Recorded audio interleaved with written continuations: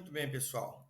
Vamos continuar então aqui a segunda parte da lição 5, tá joia?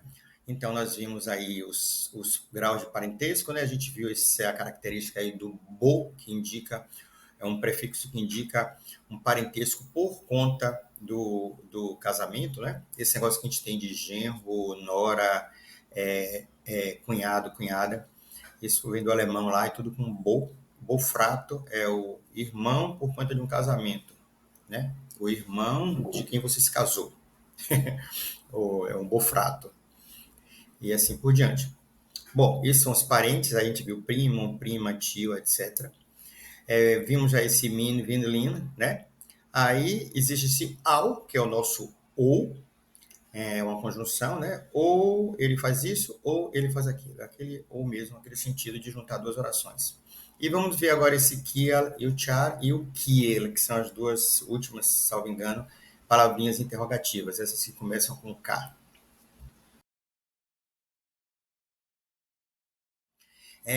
No texto tem uma das coisas que aparece logo de cara, esse uno ele, certo? Então a gente vai ver o que é essa preposiçãozinha ele, o que é que ele significa. No texto está assim: Carlo visitas la familion Jansson em Malmo. Carlo visita a família Jansson em Malmo, né? De havas granden modernan domon. Uma casa grande e moderna. Ele tem de, quem é de? A família, né? A família Jansson. Com bela giardino, com um belo jardim. Carlo Cailia e Gecusoi ludas em di. Carlo e os seus primos, Gecusoi, primos e primas, brincam nele, no jardim. Ankaŭ uno el la camarada de Petro, também um dentre os camaradas de Pedro, estas em la giardeno, está no jardim. Lia nomo essas Helge, o nome dele é Helge. Então esse ele significa de dentro, certo? Dentre. Eu sempre ensino a traduzir esse DN como, ou esse ele como DN, de dentro, que aí fica bem claro. Por exemplo, carto de en la manico. Você está tirando uma carta de onde? De dentro da manga, de dentro da manga. Aí em Esperanto você bota apenas uma preposição só que significa ele. Ele significa de dentro. Ele, la manico. Tá certo? Então, esse ele de dentro tem essa ideia de dentro para fora, de completude, de inteireza. Esse DN igual a ele, você pode dizer assim: miras DN me adomo. Eu vou de dentro de minha casa, ou seja, de dentro para fora, certo? Então, é a mesma coisa porque é o mesmo que você dizer miras el me adomo. El me adomo significa eu vou de dentro de minha casa. É por isso que o verbo esperando sair é eliras, certo? Esse ele se junta ao verbo ir, iras. Então, eliras significa sair, ir de dentro. E eniras significa entrar, eniras entra. Tá bom? Char, certo? Esse char, a gente é uma conjunção, ela junta duas orações. Não precisa saber nada desses nomes técnicos que eu estou falando aqui, né? Nome da nomenclatura gramatical. Mas pelo diálogo vocês vão entender. Olha só.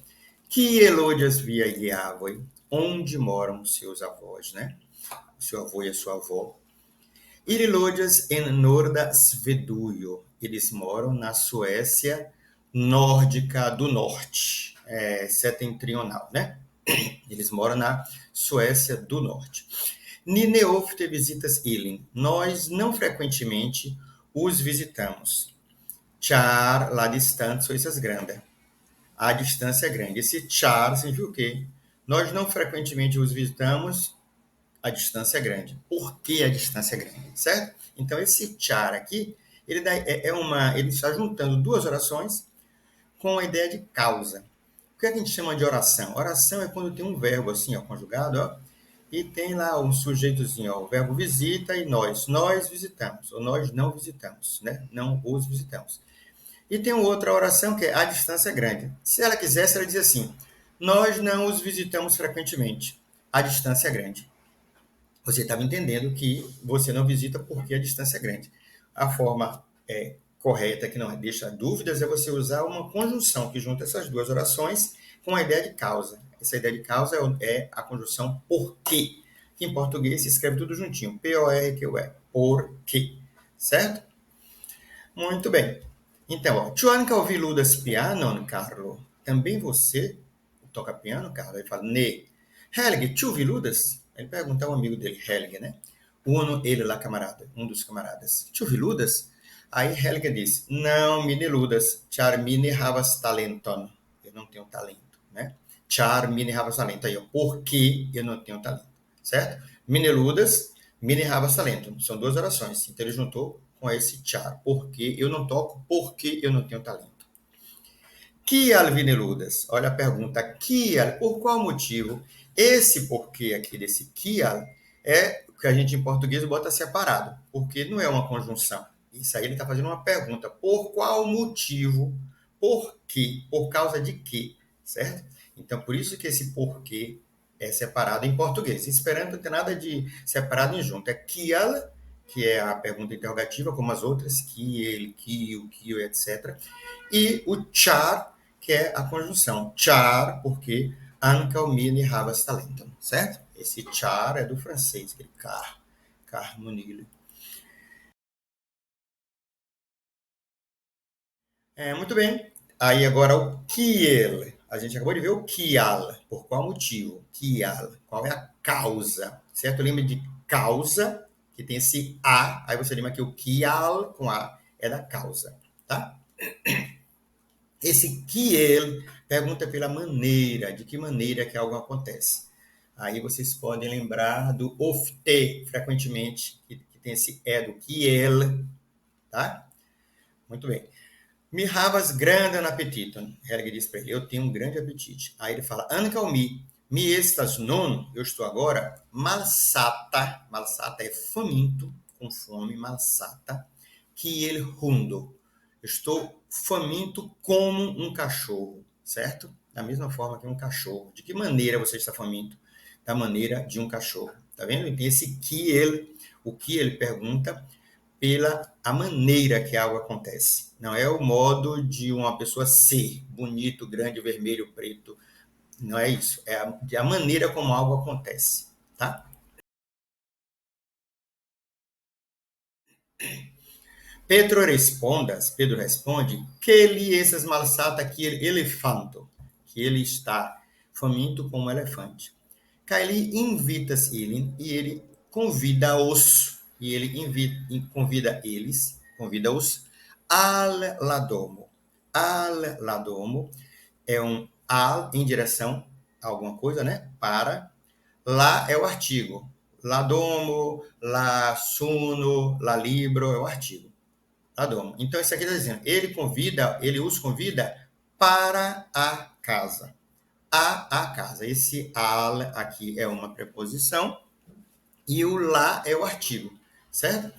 Então, isso aqui, primeiro, a gente pronuncia assim, al ladomo. Não é ao ladomo, certo? Não, pelo amor de Deus, não fale esse L como U, igual a ao, certo? É al, porque o ao a gente acabou de ver nesse instante que significa ou, né? Não tem nada a ver com al, que é para, em direção. Então, assim como você falou lá com L aqui no véu palatino, lá, você fala também o al. Aí, ó, al ladomo, tá? É só fazer devagarzinho que sai. Mi invitasilin al ladomo. Fica bonito, inclusive, al ladomo. E aí o que acontece? Esse al, aqui é aquele a, que é uma preposição em direção a, e o lá é o artigo. Sempre que aparecesse al lá em Esperanto e que esse lá for feminino, você pode botar uma crase que dá certo, certo? Quando você tiver dúvida com crase, você traduz para o Esperanto. Se aparecer ala lá e for um feminino, a casa, a alguma coisa, pode botar crase que dá certo. Ele os convida a casa, que estas limonado caicucoi, onde, a gente que já viu onde, né? Onde há limonada e bolos, certo? Onde tem, aqui no Brasil a gente fala tem, onde tem limonada e bolos, né? O correto é a do verbo haver. Então, olha só, eu fiz um resuminho aqui das diversas palavras interrogativas que nós vimos. Kiu, quem, Maria. Kio, virino. certo? O kio é pergunta pela coisa. O que Maria é? Uma mulher, virino, então uma estudante, uma trabalhadora, certo? Tudo isso em esperanto termina com o, assim como esse o do kio. Kie, em que lugar? Onde? Em Brasília. Kia chestas, perdão, inteligenta, chestas inteligenta. Esse A do kie é sempre o A da resposta, é sempre assim. Inteligenta, negra, branca, grande, longa e assim por diante. Quies é de quem, né? Quies filino chestas, a filha de quem ela é? Chestas filino de lage patroi, dos seus pais, tá? Esse quies é de quem? Quiom é que quantidade, a gente viu que para quiom da libroi, né? Quiom, que quantidade? Quiom da iaroi chihavas, tridec iaroi. Quiom chi per laboras, quanto ela ganha? $1.000, certo? $1.000, assim por diante. Kiel, de que maneira? Aí, ó, Kiel leonino, como uma leoa. Leono é leão. Kiel chi estudas, ou então Kiel chi laboras, como ela trabalha? Chi laboras Kiel leonino. Ela trabalha como uma leoa, tá? Esse é o Kiel de que maneira. Você poderia dizer assim também, de que maneira, diz assim, esforçadamente, certo? Você usa um advérbio, esforçadamente, ou cedo. Que hora que ela acorda? Cedo. Laboras frue, tá? Que ela é o por qual motivo, certo? Porque kial char malritia. Char laboras kiel leonino. Porque ela trabalha como a leoa? Char essas malritia. Porque ela é pobre, certo? Malritia. Muito bem.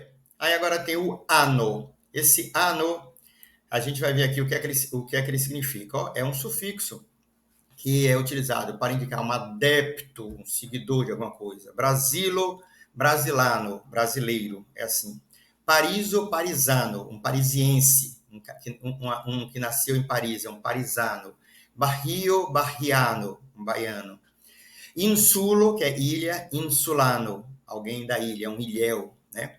Por exemplo, clubo. O que é um clubano? Um clubano é um sócio do clube, certo? Esse ano serve para isso, sócio, adepto, etc.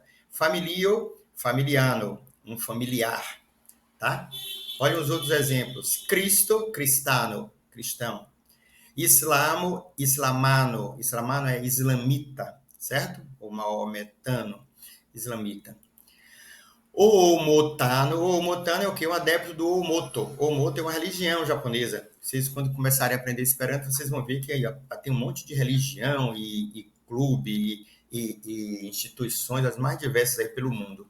Existe, por exemplo, o Bahá'ano. Bahá'ano é o adepto do Bahá'í. Bahá'í é uma religião também persa, que hoje é o Irã, proibida lá no Irã, né? Perseguida. E o grande Bahá'í lá, o fundador da religião, ele era esperantista, adepto de uma língua internacional. Esperantista não, mas adepto de uma língua internacional, uma língua universal lá. Bahá'ano. Agora, um ano de Samaideu, o ano de Samaideu, um adepto de um mesmo ideal, é um samideano, tá vendo? O ano de Samaideu, é um co-idealista. É como os esperantistas se reconhecem, como eles se chamam uns aos outros, um samideano. Essa palavra já foi, inclusive, registrada no Aurélio, tá bom? Muito bem, esse é o final do capítulo 5. Podem partir para o texto, fazer os exercícios e até a próxima aula de revisão. Desrevido.